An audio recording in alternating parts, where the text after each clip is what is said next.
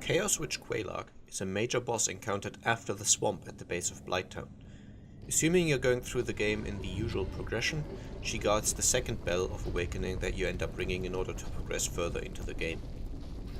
In terms of difficulty, she is probably about on par with the gargoyles, but in the gargoyles fight it was all about being quick and dispatching one of the gargoyles before they could both gang up on you and finish you off.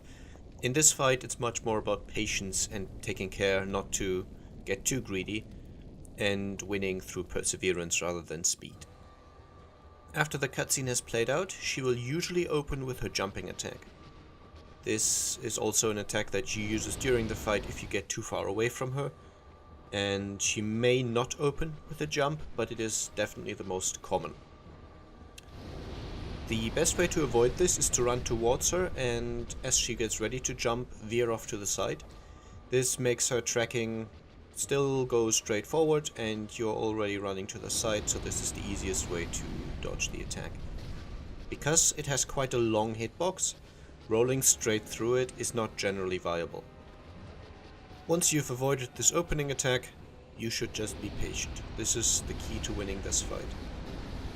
Your damage will probably not be stellar, especially if you didn't spend time farming the previous area for upgrade materials to get your weapon to plus 10.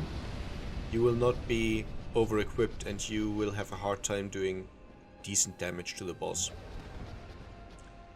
So unlike the gargoyles, you can't straight up overpower her and make it a cakewalk.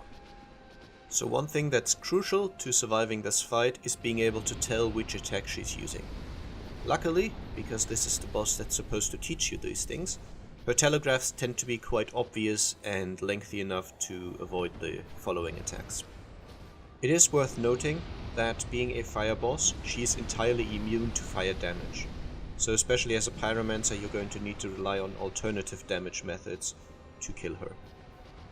The first major aspect of the fight that you need to always be aware of is that she has many attacks that spew out lava, and these pools of lava will remain in the fight for quite a while, and you must always be aware of where they are, so as not to get cornered and surrounded by lava, because the lava does substantial amounts of damage and you don't want to have to avoid her attacks and then roll into lava and die from that.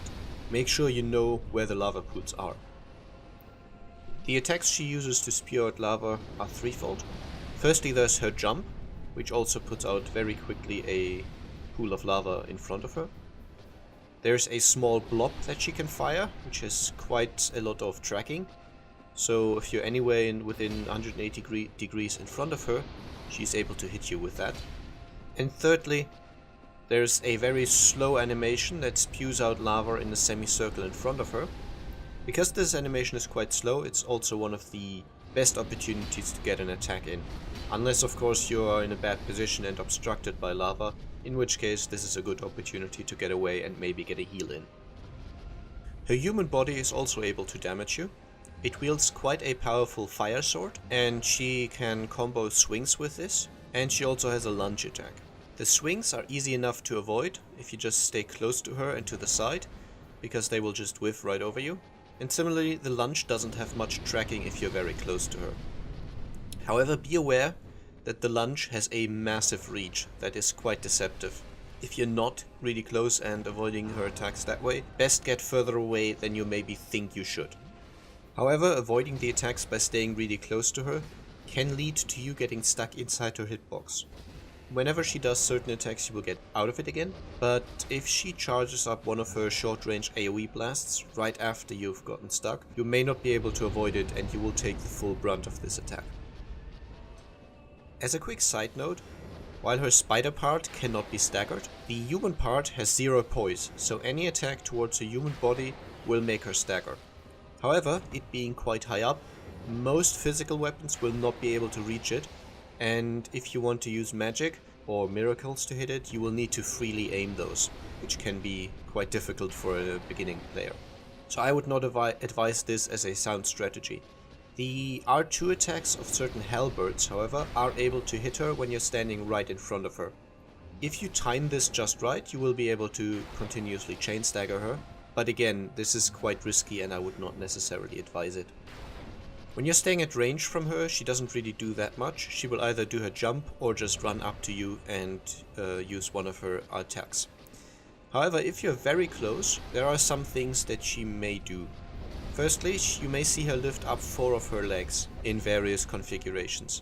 If she does this, she will afterwards slam them down and do a small AoE. Take a few steps back. This doesn't have great range and doesn't really have much tracking either, so it's easy enough to avoid. She also has this attack, which has a very quick wind up and spews out lava in all directions.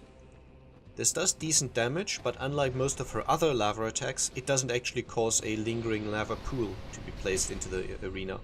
So just getting away from her should be easy enough.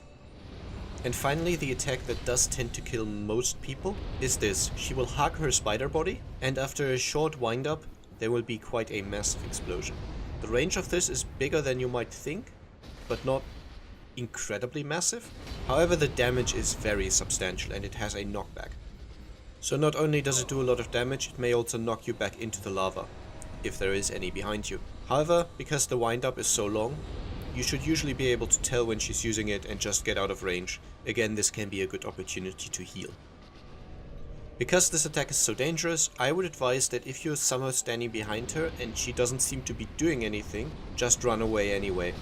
It may be that she's not winding it up, but you haven't lost anything, and if she is winding it up, you really don't want to run in and get greedy and try to attack her, because you will probably die. So for ranged characters, ideally you bait out or wait for one of her more lengthy attack animations, and then use whatever ranged means you have available to get some damage in. A melee character obviously needs to get a lot closer, so I would advise, instead of trying to attack her body, try to attack her legs. This makes it far less likely that you get stuck inside her hitbox, which is a very annoying way to die, and it also means that if she starts charging up one of her AoEs, you're already further away from the center of it, and don't have to get as much distance covered in little time. If the boss is giving you a lot of trouble, and you've previously defeated the invasion form of Man-Eater Mildred, her summon sign can be found right in front of the boss gate. So you can summon her. There's even a little trick you can do. If you summon her and enter the fog gate before the summoning is complete, then the summoning will still be completed, but only after you've entered the boss fight, so the boss will not gain the additional resistance and health from having multiple enemies. Instead, it will be the boss at single player difficulty, but you will have the NPC to help you. The NPC has a massive fire resistance because they could not code the AI so it avoids the lava blobs, and this means that most of Quelaag's attack will not be doing much damage to her. So you can use her as a very convenient tank, and she even does decent damage. So if you're really struggling, this can be a good way to improve your damage and survivability, because the boss will often focus on the NPC Phantom and you can use whatever time you need to heal up, buff your weapon, change equipment, whatever you like.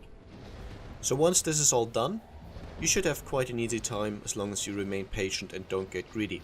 Eventually you'll figure out exactly how to avoid all of her attacks and the method which works best for you, and you will get the boss down. For defeating her, you will receive 20,000 souls and a twin humanity. And this is also the first boss, again assuming you're doing the standard progression, that drops a special boss soul, in this case the soul of Quelaag. You can use this later on to make a special boss weapon, or you could consume it to gain 8,000 souls. I would strongly advise against consuming it unless you know what you're doing and you know you want those 8,000 souls now and do not want any other thing you can get from that soul. Again, I would advise against this. Best keep it for later. I hope this helped you out. As always, feedback is highly appreciated. Let me know how it worked for you. See you soon. Bye bye.